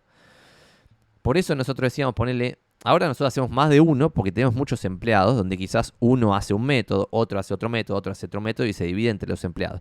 Pero al principio, si vos sos vos solo y tu humanidad, la recomendación es hacer un solo método de corto plazo y un solo método de largo plazo, porque si no lo más probable es que hagas todos mal. En cambio, si es uno y uno y tenés talento para ese método, y además al hacer uno solo podés medir bien el resultado. Tipo, che, estoy haciendo email marketing. Toda la semana mando 2 mails a esta base que la voy mejorando todo el tiempo. ¿Qué está pasando con esto? Y ahí armas el embudo de conversión de email marketing. El embudo de conversión de email marketing puede ser, alcanzamos a 50.000 mails. De esos de alcance, open rate, nos abre los mails tantas personas. Nos responde los mails tantas personas. De esas conversaciones salen tantos pedidos de tasación. De los pedidos de tasación, tantas tasaciones. De las tasaciones, tantas captaciones. De las captaciones, tantas reservas. De las reservas, tantas ventas. La tarasca. Y ahí justifica todo el embudo. ¿Está bien? Y ahí puedes comparar el embudo de email marketing con otro embudo de otra persona que está haciendo otro método de prospección. ¿Está bien? Y ver qué pasa. Che, para hacer todo este embudo, 50.000 personas, no sé, 1.000, no sé, de los 50.000, 25.000 open rate, de los 25.000, 2.500 respuestas, de las 2.500 respuestas, 25 pedidos de tasación, de los 25 pedidos de tasación, 12 tasaciones, de las 12 tasaciones, 3 captaciones, de las 3 captaciones, 2 ventas. Bueno, eso lo puedes comparar, las 2 ventas, con el esfuerzo que te llevó a hacer todo ese embudo, versus otro método de prospección. Pero si desde el día 1 haces 4 cosas, van a salir todas para el orto. Garantizado, aunque tengas talento, tengas suerte y tengas todo lo que hay que tener. Te van a salir mal igual. ¿Cuál es el canal de YouTube que has comentado? Dice, me apasiona viajar. El que analizamos en Social Blade es el canal de YouTube mío, que es donde vamos a postear este video. Y es Santiago Magnin, que lo puedes encontrar poniendo inmobiliaria en YouTube básicamente. Pero acá ponele el inmobiliario del futuro. Es Santiago Magnin, está acá, que soy yo. Y que tiene estos videos. Acá siempre pongo cara de Gil en los thumbnails porque es lo que funciona. Eso. Vamos de vuelta con la siguiente pregunta. ¿Qué debería tener en cuenta alguien para hacer un buen historial crediticio de forma que la próxima que vuelva a haber un fenómeno tipo UVAS 2021 o el primer crédito del ciudad que sacaste vos te agarre bien parado? Además de ahorrar 10.000 o 20.000 dólares para arrancar. Gran pregunta de Jero, me vuelvo loco con el nivel de sofisticación que estamos manejando. A diferencia de Estados Unidos, donde el credit score es como súper tipo elaborado, acá vos podés autoinvestigarte para ver si te darían o no un crédito, sacando, por ejemplo, un Gnosis tuyo propio. Y ahí lo único que va a ver el banco es si te dan los ingresos, por lo tanto tendrías que llegar al momento de que venga esa ola que tarde o temprano va a pasar, con un ingreso cuyo 30% dé para una cuota según sistema francés. Y esto lo puedes googlear, liquidación de préstamo sistema francés, y ahí podés ver cuánto sería la cuota de un crédito hipotecario. Por ejemplo, no sé, ponerle que vos ahorrás 10 lucas, te prestan 40 y compras una propiedad de 50. Tendrías que hacer la cuenta. Sistema francés, 40 lucas, ¿cuánto te da la cuota mensual con un crédito hipotecario de 20 años, ponele? Y ahí te tiene que dar el 30% de tu ingreso. Entonces, ¿qué quiero decir? Tenés que llegar al momento ese con un ingreso en blanco de esa guita. ¿Está bien? Lo que te van a pedir es una antigüedad en ese ingreso y que ese ingreso no sea tipo serruchito. Si vos sos autónomo, esto sí lo podés elaborar un poquito mejor. Si vos sos empleado, debieras mantener un buen puesto que ese 30% te dé por al menos 2 años. A veces los flexibilizaban a 1 año. Tipo, los últimos 12 meses de ingreso me lo tenés que justificar. Si tenés 2 años, vas perfecto. Pero si vos trabajaste 1 año, después dejaste de laburar 3 meses y volviste a laburar 1 año, en ese historial de crédito no te lo van a aprobar, ¿está bien? Entonces estás 2 años seguidos de un ingreso que te permite el 30%, bla, bla, bla. ¿Qué hacía yo cuando era empleado en relación de dependencia? Además era monotributista y tenía un ingreso autónomo y un ingreso de empleado en relación de dependencia. Entonces de esa forma siempre me garantizaba estar por arriba de cierta vara mínima de ingreso, ¿está bien? Que te iban a exigir. Cuando te pidas el gnosis de vos mismo, que tampoco sale tanta guita, ahí vas a poder ver tus últimos, creo que 30 y pico de meses de la situación bancaria tuya. Que te tiene que salir en verdecito, situación bancaria número 1, que quiere decir, y esto es lo que tenés que hacer, y termino de responder tu pregunta con esto, pagar tus deudas a tiempo todo el tiempo.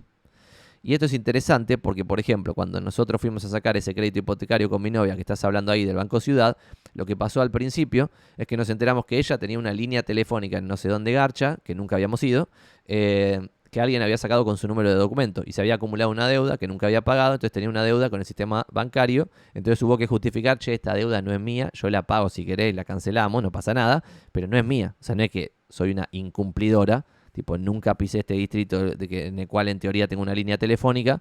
Esto es claramente una estafa, lo voy a denunciar todo, pero si querés lo pago así lo blanqueamos y ponemos en verdecito de vuelta el estatus ese. Entonces esa es la respuesta. Ingreso, calculá, sistema francés, ¿cuánto querés comprar? 40 lucas con 10 tuyas, bla, bla, bla. Este ingreso tiene que ser el 30%, últimos 2 años que el 30% te dé para eso. Y segunda parte, te autosacás un gnosis y te garantizás de que en todos los últimos meses estés en situación número 1 bancaria.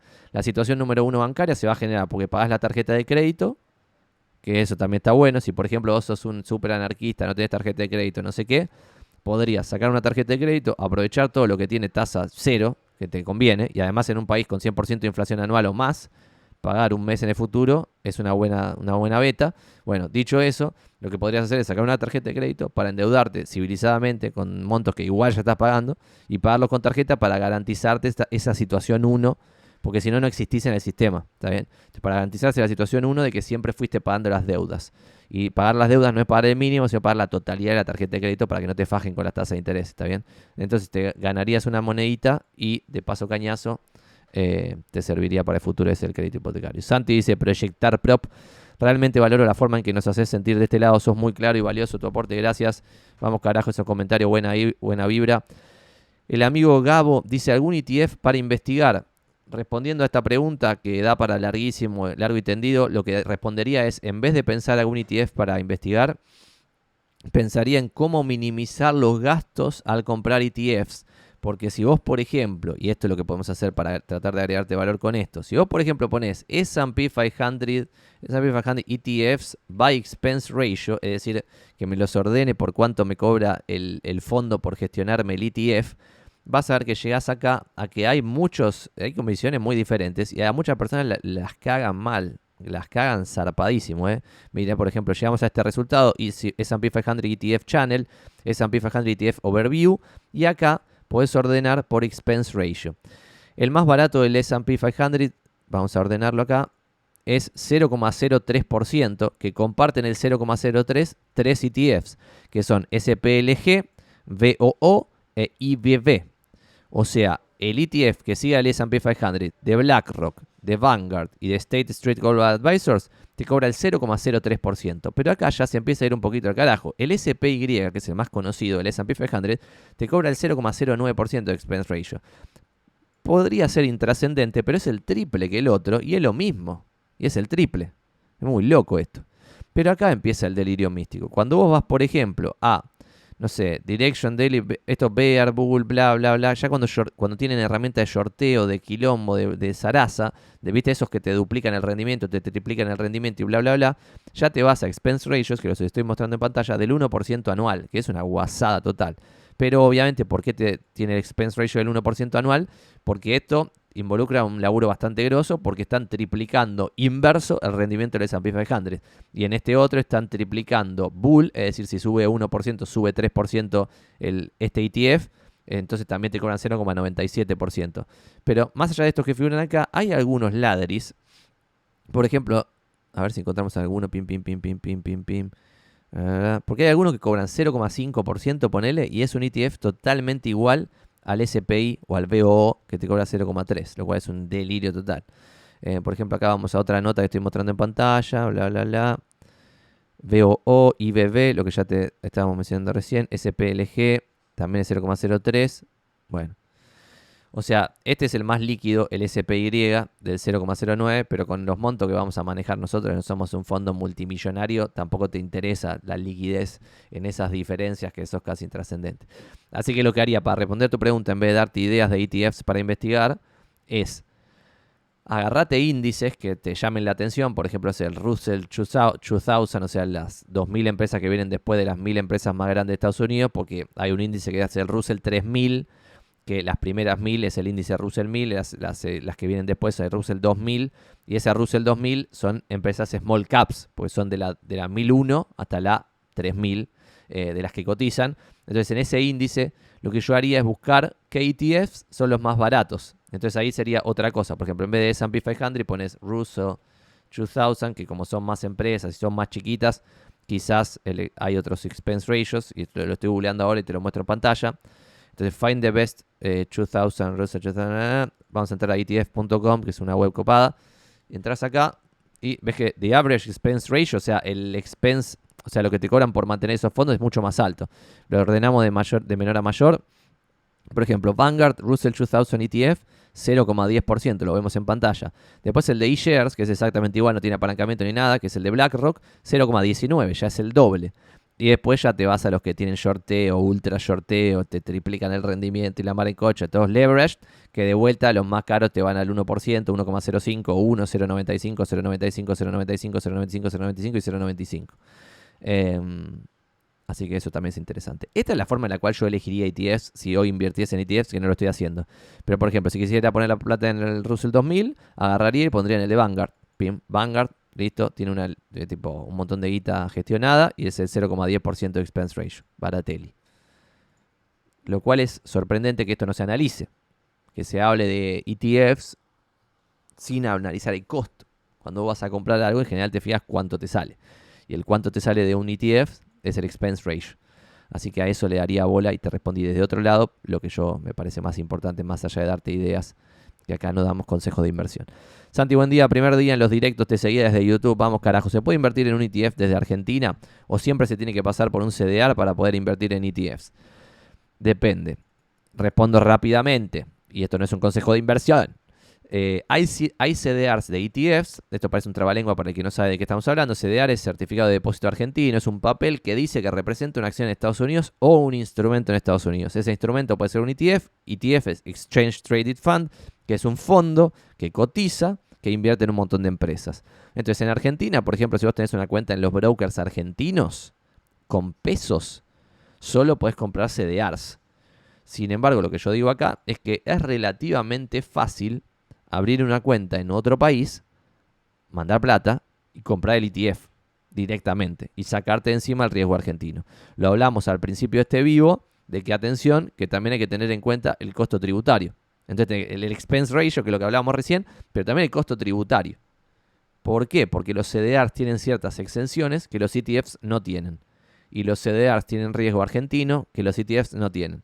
Esto todo el mundo me lo discute y dice, Santi, ¿qué riesgo argentino tiene un CDR si en realidad implícitamente representa siempre el dólar blue en el medio o el dólar libre, que puede ser contado con liqui, dólar bolsa o lo que sea? Alguno de los dólares libres en el medio implícito entre la cotización en dólares, la equivalencia de ese CDR, porque el CDR en general no es una acción, un CDR. Quizás es una acción, 10 CDRs o alguna equivalencia así, ¿está bien? Entonces, en esa equivalencia, en el medio está el dólar implícito, el dólar libre. Pero ¿qué pasa? Lo que yo digo del riesgo argentino es que el Estado argentino puede decidir regular los CDRs como quiera. En cambio, si vos tenés la plata en un broker yankee comprando un ETF, el único que te va a regular es el Estado yankee. ¿Está bien? Eso para mí es la ventaja, desventaja de cada uno de los instrumentos. No se puede fácilmente con pesos comprar un ETF directamente sin el riesgo argentino y también las ventajas de las exenciones que tenés. Crowdfunding es para personas poco informadas y lo toman como un inicio en la inversión en real estate, dice Carito.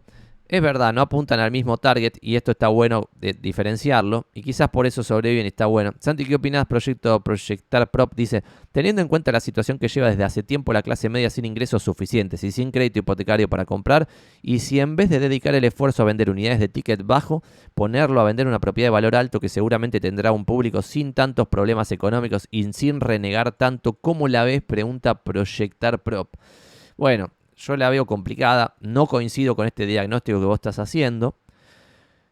Lo que yo veo es que hubo un fenómeno del 2018 a la fecha que no solo han bajado los precios de las propiedades en su conjunto 40, 45%, como venimos diciendo, sino que lo que hubo es un cambio en la distribución de lo comprado y no que ahora se compra o se vende más fácil algo caro, sino al revés. Ahora se compra y vende más fácil algo barato de lo que era antes. Fíjate cómo les está yendo ahora las inmobiliarias ultra premium en relación al 2017. Ahora les está yendo mucho peor que en relación al 2017. ¿Por qué? Porque hoy es muchísimo más difícil vender un ticket alto que lo que era en el 2017. En el 2017 y hoy, esa operación no dependía de crédito hipotecario, estoy totalmente de acuerdo. El comprador y el vendedor ambos tenían decenas de millones de dólares. Sin embargo, ¿qué cambió?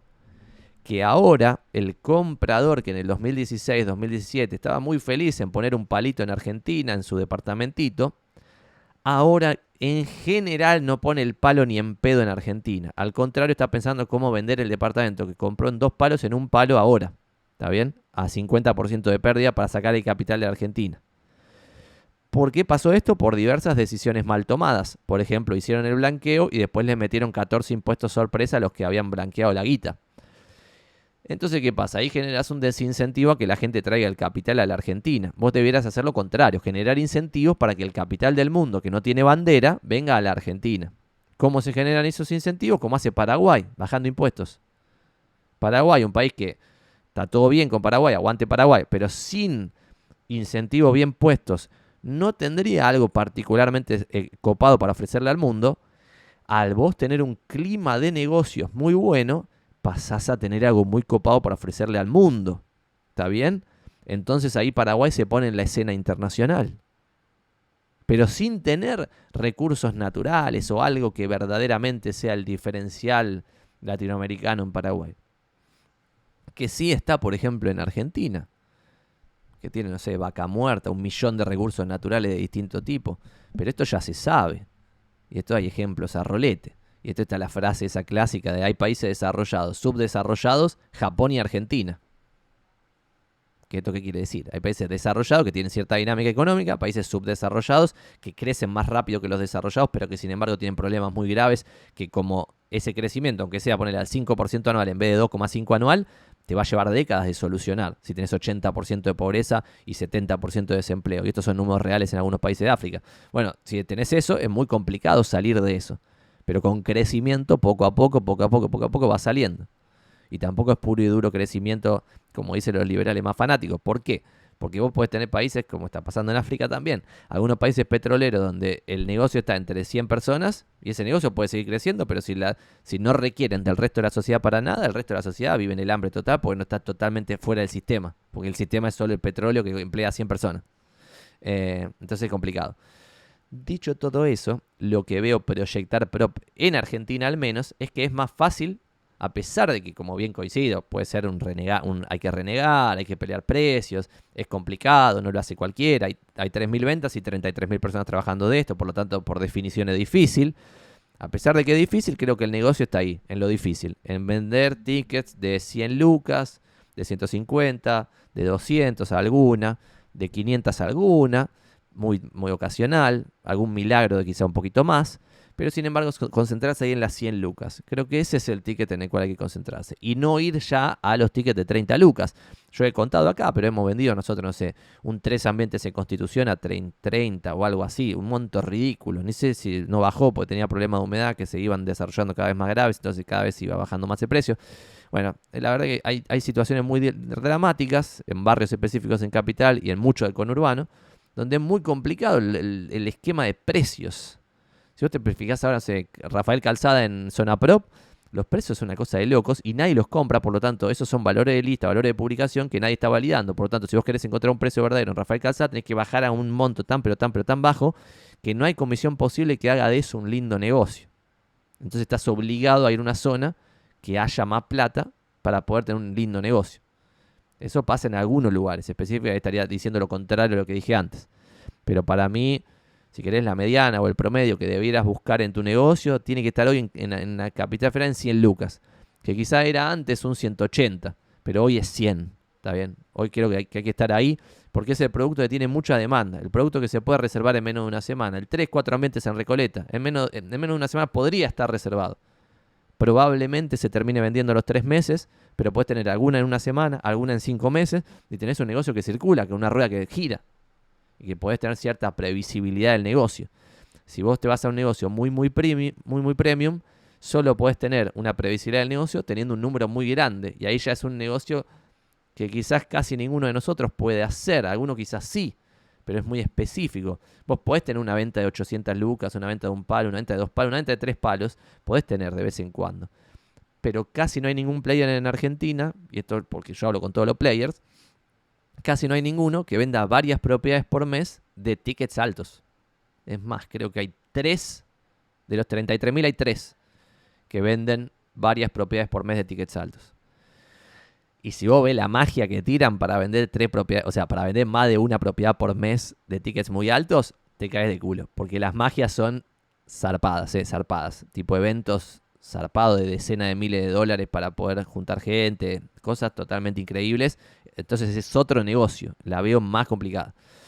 Dependiendo igual quién seas, porque si vos sos, no sé, tenés un apellido aristocrático y estás en la Argentina desde 1700, quizás hay una base de contactos tuya que te facilitaría el éxito a menor escala, quizás una propiedad cada 2 meses premium, y ahí quizás podés tener un negocio aún más interesante que el que estoy planteando yo, que el que sé hacer. Por eso estoy planteando que es el que creo que debiera hacerse, pero bueno, qué sé yo. Lucio dice, en otro directo vi que en Argentina usás invertir online para invertir desde Argentina, por ejemplo, acciones, pero también usás en broker en Estados Unidos. ¿Cuál recomendás y comentarios tu experiencia operando con broker en el exterior?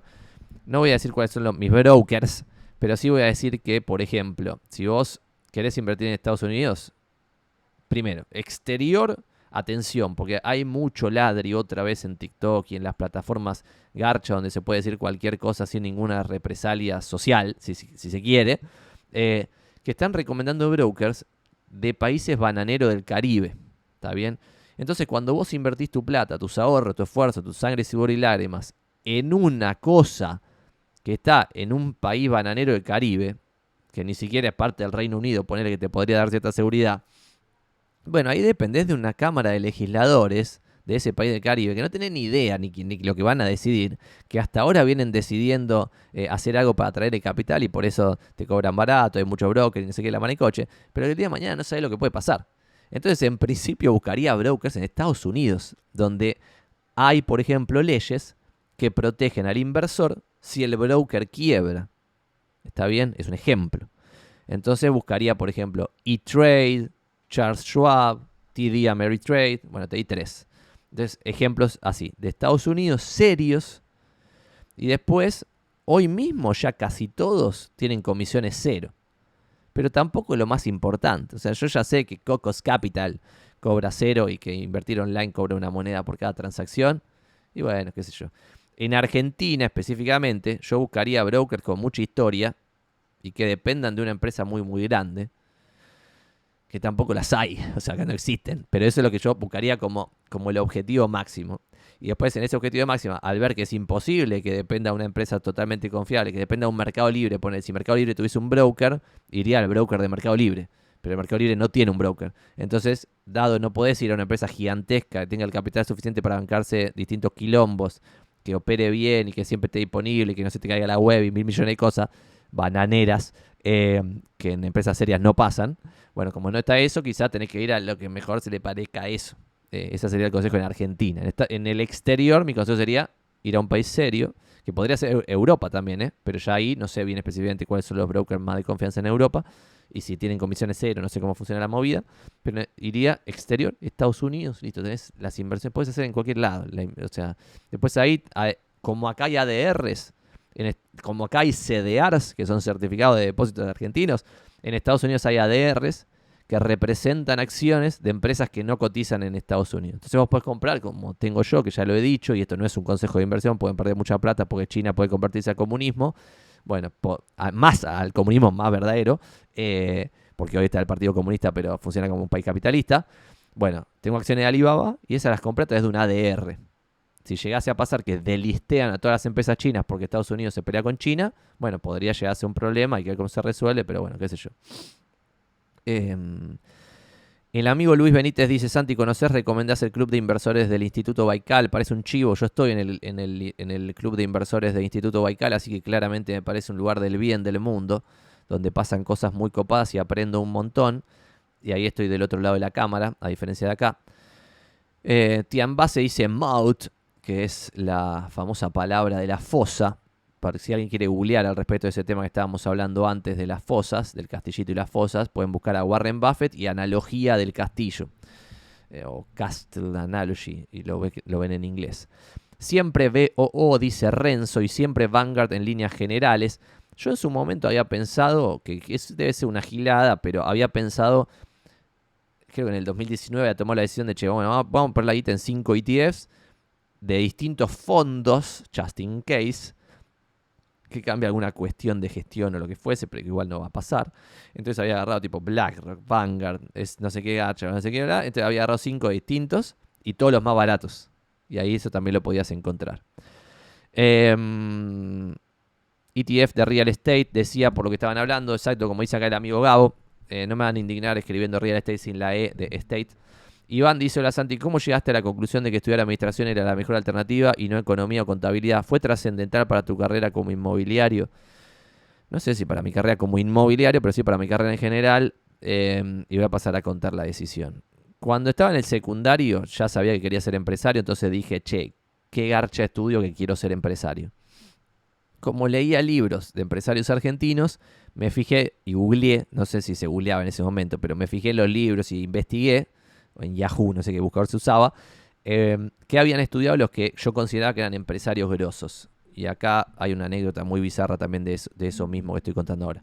Bueno, y llegué a la conclusión de que casi todos eran licenciados en economía. Entonces dije, ¿qué carajo que tipo hay tantos empresarios licenciados en economía? Obviamente había algún abogado, algún no sé qué, pero la mayoría eran licenciados en economía. Y por eso me anoté en economía, en el CBC, me anoté en economía y en edición en filosofía y letras, porque en ese momento tenía una editorial con un amigo, hacíamos una revistita de fútbol virtual, que no las tengo acá, sorprendentemente las tendría que tener alguna revista a modo ilustrativo. Y empecé a estudiar la carrera, hice el CBC de las dos carreras. Edición tenía 2 materias nada más el CBC, y económicas en teoría no tiene CBC, pero tiene 6 materias que son símil CBC. Que se cursa la C del CBC y todo, y dije CBC 800 veces. Y en el segundo año o tercer año de economía, cuando empecé a cursar tipo, no me acuerdo las materias, pero eran fulminantes, materias ridículamente de matemática a nivel Dios, que yo decía, ¿esto para qué garcha lo estamos estudiando? Después todas las materias eran macro, 100% macro, y yo decía, pero onda, ahora no me cierra la historia esta de que son todos licenciados en economía, los empresarios en Argentina, todos estoy exagerando, ¿no? O sea, muchos empresarios son licenciados en economía, pero esta carrera, y después veía la currícula y era, pero toda la bendita carrera esta no tiene nada de micro, de la vida real. Tiene todo falopa estatal como para ser ministro de Economía de un país que hay 10 por generación ministros de Economía, y el resto tienen trabajo más o menos.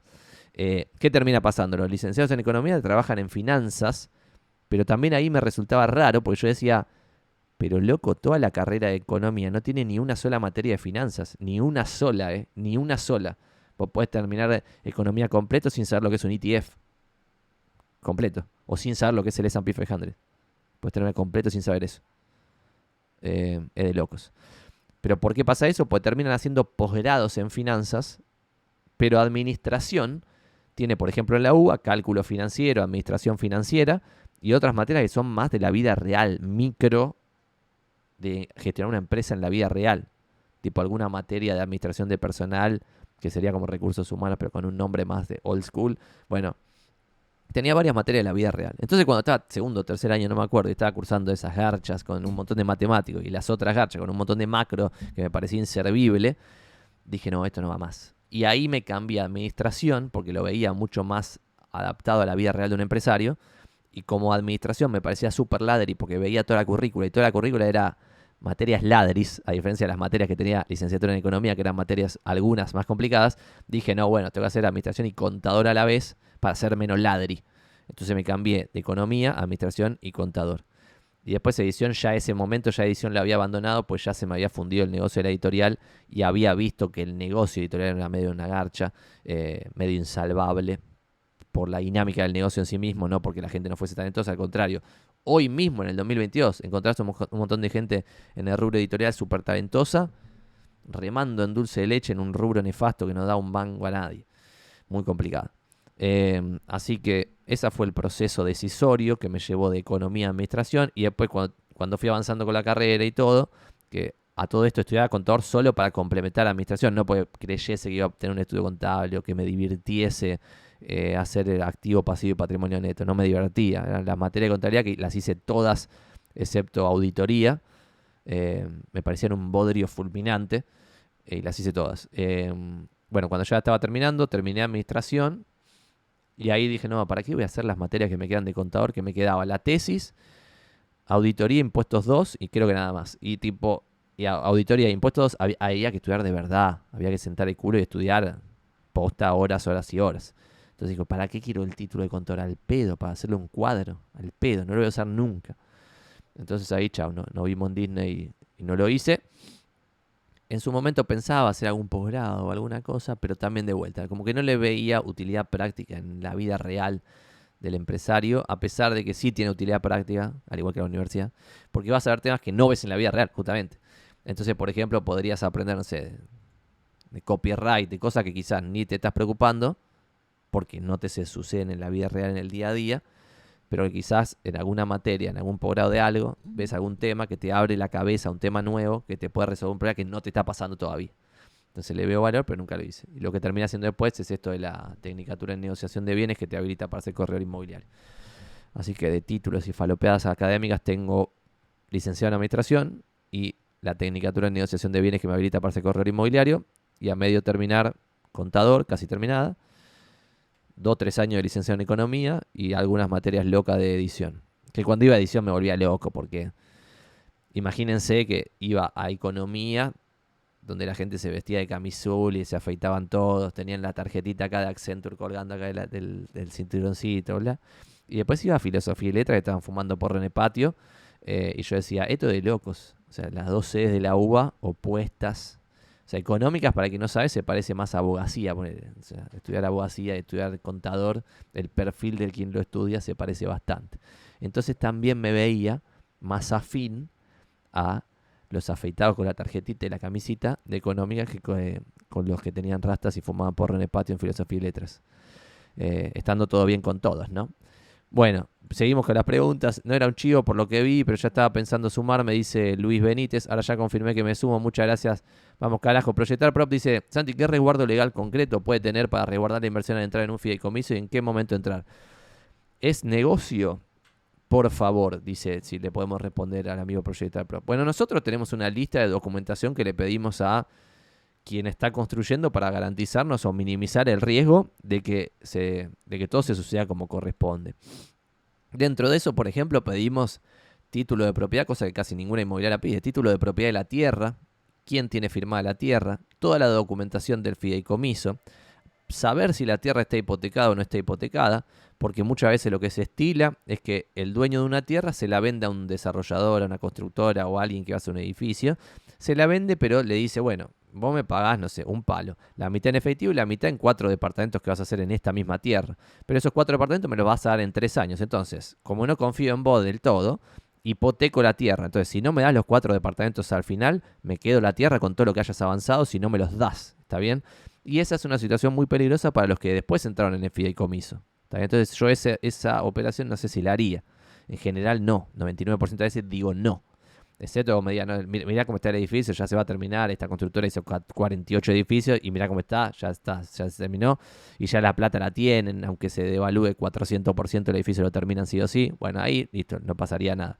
Pero tendría toda la documentación y le pasaría el riesgo al comprador. Le diría al comprador, mirá que estás comprando una propiedad donde la tierra la vendió quien vendió la tierra y la hipotecó, entonces si no se termina el edificio, todo el avance se lo va a quedar el que había originalmente vendido la tierra y bla, bla, bla. Entonces, bueno, ese es el resumen. Dicho todo eso, lo que yo vi al principio de los tiempos, cuando entré en un pozo, la única vez en mi vida que entré en un pozo, que fue una gran inversión, la inversión inmobiliaria en la que más guita gané, pero no porque fuese un genio, sino por esto de que decía de que todo el tiempo subían los precios y encima pude financiar y me agarré un buen momento de financiación, como a veces pasa en los pozos, que vos pactás un precio en dólares, pero después lo especificás y si después hay un montón de devaluaciones, como ya lo especificaste, y la inflación no es instantánea, bueno, vas a terminar pagando en dólares, chiroleada, en relación a lo que habías pactado de precio original en dólares, y después cuando lo vendés dólar billete uno arriba del otro, entonces es un gran negocio. Dicho eso, ¿qué había pensado en ese momento para tomar esa decisión? Fue, voy a entrar en solamente constructoras o desarrolladoras o empresas que hayan sobrevivido la crisis del 2001-2002. Y ahí se me complicó. Cuando empecé a investigar en Almagro, que era el barrio en el cual yo quería comprar, qué constructora barra desarrolladora había sobrevivido a la crisis del 2001-2002 y estaba operando desde el 70 a la fecha, había dos. Había encontrado dos nada más. Y esos dos no me copaban, entonces ya no pude comprar lo que yo quería, que era una constructora barra desarrolladora que estuviese operando de los 70 o los 80, que hubiera sobrevivido a la hiperinflación, la convertibilidad, la megacrisis del 2001-2002, etcétera. Bueno, no lo encontré. Entonces terminé el siguiente nivel, que era encontrar una desarrolladora que tuviera, no sé, 14 años en el mercado, que haya hecho un montón de edificios, y idealmente lo que yo quería, creo que se terminó dando. Bueno, y esta parte ya es más discutible, pero esto no sé si todos lo saben, pero un edificio se puede construir, por ejemplo, con una sociedad anónima construyendo, con una SRL construyendo, con un fideicomiso construyendo, y después depende de quiénes sean las figuras que estén adentro de esas sociedades o de ese fideicomiso, cómo va a ser la construcción.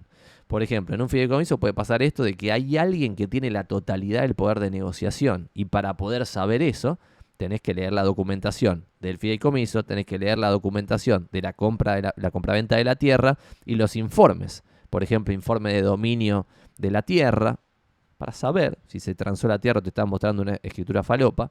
Después, informes de inhibición de los players, porque todo bien, pero si el que toma las decisiones, el humano que toma las decisiones en el fideicomiso, le sacamos un informe de inhibición y está inhibido hasta la médula, y es un chanta que cada vez que se endeuda deja pagando a todos los acreedores, ahí yo ya la operación no la hago, ¿está bien? Entonces vos podés tomar recaudos. Igual, como esto es Argentina, el riesgo no solo pasa por los recaudos de la mala voluntad. Vos podés hacer todo zarpadamente bien, recontra investigación, la gente es recontra honesta, viene operando hace 20 años, y como pasa en Argentina, quizá de un día para el otro, 200% de evaluación, la persona de buena fe, pero por mala praxis, no invirtió la guita de la forma en la que la tenía que invertir para cubrirse de un riesgo cambiario que en Argentina pasa una vez cada 20 años, y no puede terminar el edificio. ¿Y qué pasa ahí? La tierra, con todas las 8 losas que hicieron hasta ese momento, se la queda el dueño de la tierra anterior. Y ahí hay que ir a negociar.